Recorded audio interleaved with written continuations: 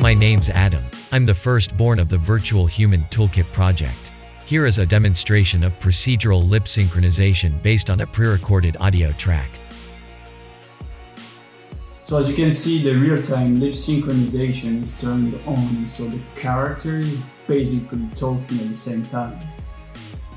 And you can also blend the motion blend shapes and the lip synchronization. So let's turn on the anger.